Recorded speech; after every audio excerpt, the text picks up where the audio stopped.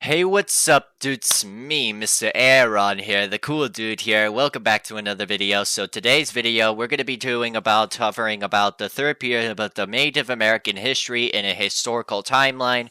So yeah, and so basically, this is going to be showcasing that this is a presentation that I've been working on in my U.S. history class back in my junior year of MA high school. So yeah, I'll show you guys about my that includes my own presentation here, and all of that talks about all about Native American history. So, but before we get into this video, if you guys haven't yet, please be sure to hit the like button, subscribe to my channel if you're new. Don't forget to comment and turn on the bell notifications. That way you get notified by every video that I'll be posting in the second channel. And don't forget to check out my first YouTube channel, which is the Mr. Airon, where I cover all about more gaming content such as Five Nights at Freddy's fan games and much more. So, let's get to it here. Okay, wait. Oh, all right, here we go. So, in European invaders in the war. Okay, so I'll be going over to read through all of this here, and I guess I'll just chill chat and basically what's happened here to give you guys an idea. So, yeah, all right. So, let's talk about the European invaders in the war. So, back in 1492, Christopher Columbus lands on the island after the 3 months of traveling, believing that that he had reached the East Indies. He describes that the natives he meets as Indians on his first day. He orders 6 natives to be seized as servants because to those who don't know who Christopher Columbus is, he was the Portuguese. He was a Portuguese explorer here, and he discovered with his 3 ships, such as the Nina, the Pinta, and the Santa Maria here, and he sent those 3 ships into the New World, and he thought he might reach like India or China, but he actually did not. He was the one who did not actually discovered America here. He only landed into more like in South America here, such as Cuba, Hispaniola, or like Santo Domingo, or northern parts of Venezuela and like Honduras. And what he did actually is when he went into contact with many of the Native Americans, such as the Taino people, and they did welcome him eventually. But Christopher Columbus, he becomes more brute. He was more violent here. He basically stole crown jewelry items, silk, and fabric, and a hammock, and then the pineapple and everything, and the gold and silver iron, and to basically show all off those riches here to the back to Spain by the kingdom of the kingdom of the king and queen of Castile here, and as well as also that he also murdered and basically raped and many of the Native Americans, like men, women, and children here, war, and also as well as also brought them also disease here too here, and all the massacres they've been committed and the atrocities these guys have been basically did. And he also launched his many other 5 campaigns as well, Haiti, to Cuba, and Saint Domingo, northern parts of Venezuela, and the final being in Honduras here, in 1497 to lasted all the way to 1502 here, when he basically murdered and massacred many of the native peoples around the American continents while stealing all the gold, riches, and iron to collect resources that Christopher Columbus had been taken here. And speaking of Portuguese and later Spanish conquistadors, we have in 1539 that the Spanish explorer and conquistador Hernando de Soto lands in Florida to conquer the region, and he explores the South under the guidance of Native Americans that are killed in the ensuing battle here, and as well as also there's also and as well as also many other Spanish conquistadors here, such as Poneso, I think his name was, where he basically traveled into Florida here because he thought he could find basically the Fountain of Youth here. But the thing is, we could not find any historical evidence that he actually did find the Fountain of Youth, because he was rather just basically, conquering in more lands here into Florida, and eventually inquiring into the Spanish Empire. And so Yeah, and collecting, and as well as also, like collecting those resources and stuff that he basically stole from the many of the Native Americans here. And then in 1622, the Powhatan Confederacy nearly wipes out, and it was nearly then wiped out into the Jamestown colony when it was then established by both the English, as it was like basically their first colony here that they established alongside with others such as Plymouth. And like basically they established as their own Korean settlement where they go to gain over trade, as well as also building many fortifications, as well as trying to maintain good relations with the Native Americans, as well as also, like I've done a video also, like they introduced the first Thanksgiving back in 1621. And as well as also like with John Smith here, who did not actually marry Pocahontas, that I also talked about from like my Thanksgiving YouTube video, whereas he then was then later been married to another guy named John Rolfe here until they both went to England, until Pocahontas then eventually died and never got to see her home back again here. But this was also basically the time early settlements, like the early many cultures, and like basically the Puritans and the Pilgrims here, who basically came to the American laws and basically established many laws that basically to equal rules and to basically for self-governance, as well as also establishing the Massachusetts Bay Colony. That was basically modern states, U.S. states like Massachusetts and Maine.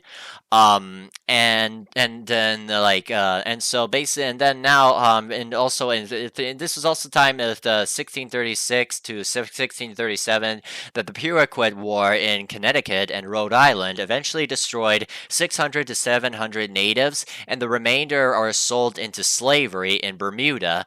Then in 1675 to 1676, King Philip's War, sometimes called Metacom's War, was an armed conflict between Native Americans and southern New England and English colonists and their Native American allies, and together they basically like destroyed and like pillaged and burned down many of their settlements and like basically the women's homes and different towns until the bloody fighting had then basically ended, and it wouldn't last until later in 1678, and then with the English that taking firm in control and with the Indian colonists until later on they were battled with the French later in the French and Indian War. All right, so now let's go to next. Let's do Native American Wars and the struggles against the England. So on May 15th in 1756, during the 7 Years' War between the British and the French, with Native American alliance aiding the French, but it was also aiding with the British. They basically they had to basically, which was British under the command of George Washington, that basically were they fought with many battles such as the Battle of Goulven Glen, as well as also before that they also fought in other battles such as the battle of taking the British advance into capture of Fort Necessity, as well as also both a North at Fort Confederate, and then they were defeated by the French here until the decisive victory at the Battle of Juven Glen here, until it was a decisive American victory, and then the French were basically beaten, and then until the war ended with the Battle of Quebec and the signing of Treaty of Paris in 1763 here. But then that basically later gave Britain basically a lot of financial debt here into the war here, and took a firm of their American colonies. And by 1763, the proclamation of 1763 was signed by King George III of England that prohibits any English settlement of west of the Appalachian Mountains and requires those already settled in those regions to return into the tensions with the Native Americans here, because this maybe basically made many Native Americans this also made basically many Americans not really happy about this, because they wanted to settle west here, acquire new land, and as well as collecting natural resources here financially. But by 1785, the Treaty of Hopewell was signed in Georgia that protecting the Cherokee Native Americans in the United States and sanctioning off their land. So then in August 20th of 1794, the Battle of Fallen Timbers was the last major battle excuse me, over the Northwest Territory between the Native Americans and the United States. And following the American Revolutionary War, commerce commences and results in the U.S. victory. In 1808, the Osage of Sioux signed the Osage Treaty, ceding the lands that was now Missouri and Arkansas to the United States. And then by June 18th of 1812, President James Madison signs a declaration of war against Britain, beginning a war between the U.S. forces and the British and French and Native Americans over independence and territory and expansion here. And this was basically that because by then, like, the Native Americans during the American Revolutionary War, and I think also the War of 1812, they've mostly been siding with the British here, and they're fighting against like the American troops here. But it was then also basically that the Native Americans were also defeated by later the general named Andrew Jackson, who defeated them at Travel Glen here and into the southern parts of America here. But I'll get to about him later on here. And he was also later the famous if you guys saw my War of 1812 book, it was into his famous Battle of New Orleans of 1815, as well as also competing also into the presidential election of 1824 here with John Quincy Adams as Henry Clay and William H. Crawford here. And also, not to forget, also in the early English settlements that I forgot to mention, also about Bacon's rebellion too here, because Bacon was basically forbidden by many of the Catholic churches that they were forbid to expand like many westwards too here, because he didn't want to because then like he basically launched a rebellion and burned down Jamestown, the settlement here, and it was also during the time also before then with also the Salem witch trials here, basically of many witches that were basically crimed and condemned of many some sort of witchcraft here, who were then some of those were being sent to being executed and thus hanged by the noose in 1692. And yes, now let's just, you know what, let's just and this was also during the time of, not to forget also of the of like early English settlements, that in 1619 it was Jamestown was the first colony to establish, also that indentured servants were then later replaced with many African American slaves, and that were basically worked on most of the land of the plantation and to make the colony. But raids against the Native Americans and a full raid made it very difficult to make a profit through the colony here. But let's get to it more here. All right, so now let's go to Group 4 timeline, the Creek, Native Americans, and the Cherokee. So basically, this is the one that I've actually been working on with a few groups of students back in my U.S. history class in my junior year in MA high school. And yeah, so but I'm going to be presenting this to you guys here. So yeah, let's get started. So back in March 27th of 1814, during the War of 1812, Andrew Jackson, along with the U.S. forces and Native American allies, attacked Creek Indians who opposed Native American expansion and encroachment of their territory in the Battle of Horseshoe Bend. The Creeks ceded more than 20 million acres of land that they have lost to the American U.S. federal government here.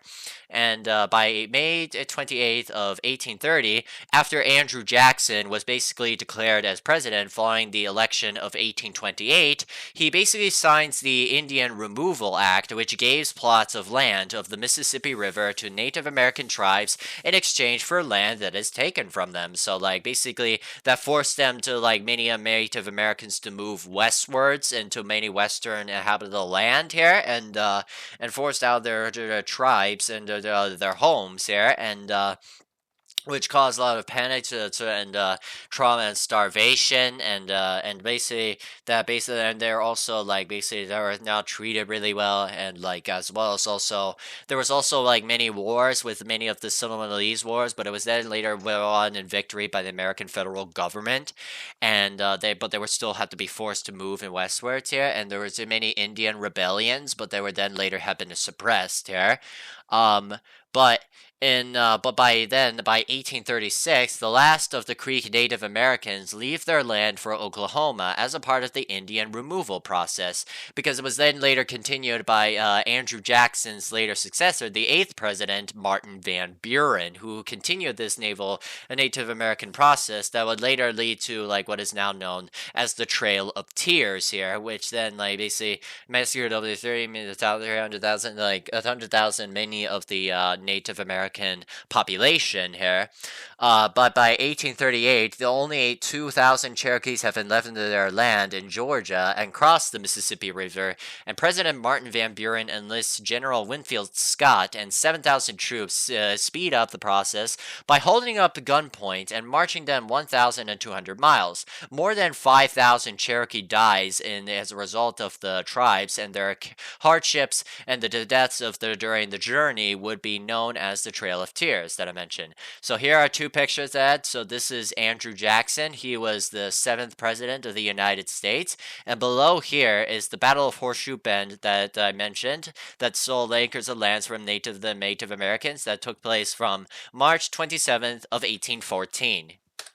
Alright, so now let's go to the land legacy. So by 1862, Congress had passed the Homestead Act that making western lands that belong to many of native Indian nations available to non-Indian American settlers. By November of 29th of 1864, 650 Colorado volunteer forces attacked the Cheyenne and to the Arafano encampments along with the Sand Creek, killing and mutilating more than 150 American Indians during that would be known as the Sand Creek Massacre here.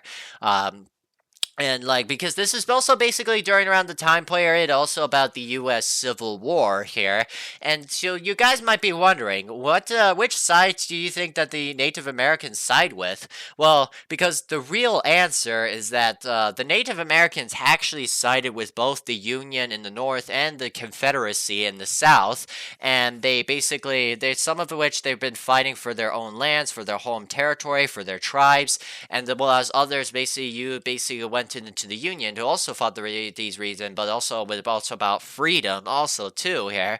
But like basically after into the U.S. Civil War here, many Native Americans were not given the land, conquered land into that they were given and they were promised here, and basically that because many of their territories have been seceded and brought into the U.S. federal government here, so then by June 28th of 1867, the Battle of Little Bighorn, known as Custer's Last Stand, was George Custer's troops fought the Lokota Sioux and the Cheyenne warriors. Custer and his troops were defeated and killed, increasing tensions between Native Americans and the white Americans. So then this was result of more basic battle resulted in an American victory also by the federal government, which also acquired also their lands here. And there's also keep in mind also too here that this was also during around the time of Americans' western expansion here, and that basically because they were expanding their lands westwards for find jobs, opportunities, and collect resources and many opportunities to like basically make it all like fundamentally all American here. And but this later then like basically saw like many enslavement of like many African American slaves here, as well as also Native Americans have been persecuted and that are almost on the brink of extinction here, and as well as also like like the acquire of Louisiana Territory from the France from Napoleon, and like basically like with also the war against like with the Mexican Empire and the Mexican American War, as well as also see them passing the treaty with Great Britain over the North Sea territories such as the states of modern day Washington State here. So yeah, and so now, but to continue here, by October the 6th, 1879, the first students attended Charles's Indian Industrial School in Pennsylvania, the country's first Choctaw Reservation boarding school. The school was created by the Civil War veteran Richard Henry Pratt, and by February 8th of 1887, President Grover Cleveland signs the Dawes Act that giving the president the authority to divide up the land that allotted to Native Americans in reservations to individuals. Alright, so now let's go talk about the Native Americans' rights here. So, by September of 1918, the Choctaw soldiers used their native language to transmit secret messages for U.S. troops that are basically during the First World War's Musu-Aragonon offensive on the Western Front, and to the Choctaw Telephone Squad to provide Allied forces a critical edge over the Germans, because this was basically a lot more critical information, because it's more about a Native Americans that are basically citing like intelligence and collected information to many Native Americans and their allies in order to prevent a counter-maneuver and attack many of the West Germans. It mostly focuses on the Western Front during World War I, with the battles with Great Britain, France, as well as Belgian forces to fight off against the Germans and Western Front to pull them out to attack against the French after the battles such as the Battle of Somme and the Battle of Verdun, and later with the Third Battle of Ypres here. And then on June 2nd of 1924, the U.S. Congress passed an Indian Citizenship Act that granting citizenship to Native Americans born in territorial limits of country, and previously citizenship had been limited, and depending on the percentage of Native Americans' ancestry a person had, whether that there were veterans or if they were women, whenever they were married to a U.S. citizen. By April 11th of 1968, the Indian Civil Rights Act was signed by President Lyndon B. Johnson, granting Native American tribes and many of the benefits that included into the Bill of Rights in the U.S. Constitution. So, because this is basically also that Lyndon B. Johnson, this was also time of the Vietnam War and the Martin Luther King Jr. and his civil rights movement and his famous "I Have a Dream" speech, where they later on pass over the Civil Rights Act and the Voting Rights Act, both in 1964 and in 1965. And then in November 20th of 1969, a group of San Francisco Bay Area Native Americans calling themselves Indians of All Tribes journeyed to Alcatraz Island, declaring their intentions to use of the island for an Indian school, culture center, and a museum.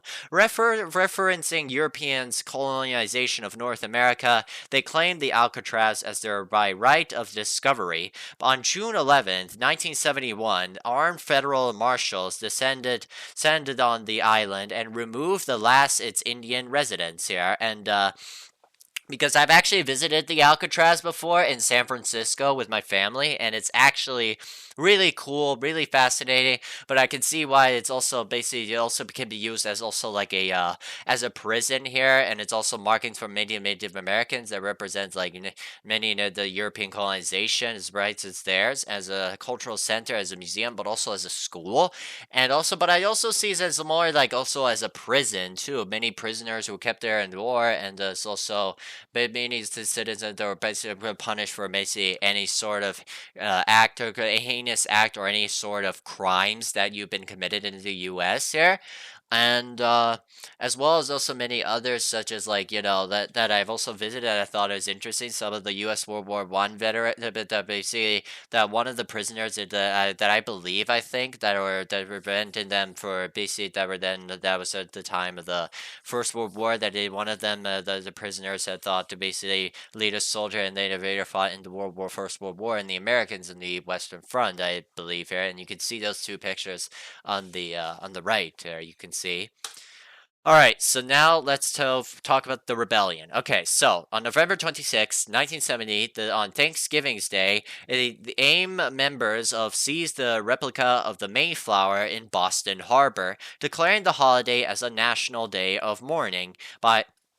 in October, because this is also like we see that the Native Americans later on also created like their Native American holiday here because of for that change it from Columbus Day because like basically of the because of how it dated back from Christopher Columbus and his persecution of many of the Native American tribes here, as well as also many districts and towns that was named during the American Revolutionary War, but as well as also that they brought the Columbus Day by many of throughout the 19th century by many Italian immigrants who at first they felt they didn't belong, but they first thought that they didn't tell the American government that there was like basically Christopher Columbus that was they said the guy who discovered America, which would later become false here, as I mentioned before, that he mostly discovered like mostly bits of southern and mostly central and South America too here.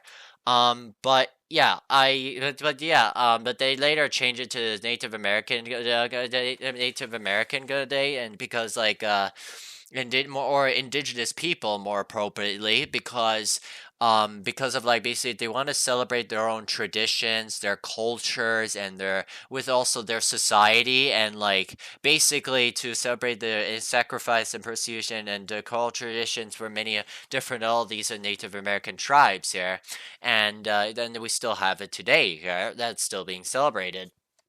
And so, but by January 4th of 1975, Congress passes the Indian Self-Determination and Education Assistance Act of 1975, which observes that the termination policy of the previous decades when American Indian tribes were disbanded of their land and sold to the relocation Indian forces off reservations into the urban centers. And by July 15th of 1978, the transcontinental trek of the Native American Justice, called the Longest Walk, sets off in Alcatraz Island, California. By the time of the marchers reach Washington, D.C., the number of 30,000. All right, so now here's so now religious expansion and monitoring racism here. All right, so on August 11th, 1978, the American Indian Religious Freedom Act is passed, which granted the Native Americans to the right to use certain lands and controlled substances for religious ceremonies. But by October 11th, 1918, Jimmy Carter signs the Maine Indian Claims Settlement Act, which acted to grant Native Indian tribes, including the Passamaquoddy and Millicent and the Penobscot, which equals to 81.5 million in dollars for land taken away from them more than 150 years ago.